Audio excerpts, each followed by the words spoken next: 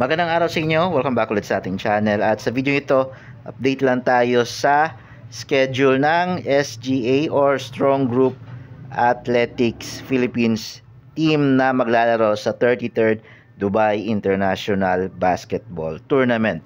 Okay, so ngayong taon na yan and buwan magsisimula mga bay. So narito yung full game schedule nila. So tayo ay nasa Group B.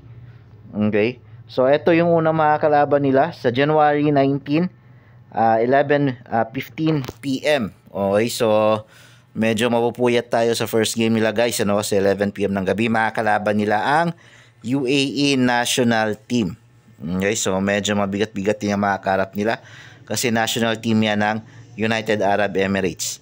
Sa January 20 naman guys, mga kalaban nila ang Al Weda alas 9:15 ng gabi. Okay. Sa pangatlong laro naman nila, January 21, mga kalaban nila ang Hominid Men alas 11:15 pa rin yan ng gabi.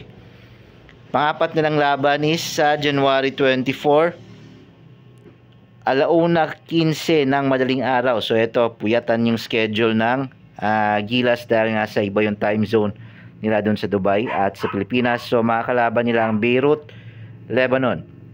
And last game nila sa group stage, January 25, alauna 15 pa rin na madaling araw dito sa Pilipinas. Mga kalaban nila ang Al Ahly Tripoli. So yan yung full game schedule ng Strong Group Athletics para sa 33rd Dubai International Basketball Tournament. Yun lang guys, mapapanood nyo lang yan. Lahat yan, ito mga coverage yung TV5 sa mga games na to. Yun lang guys, maraming salamat sa panonood.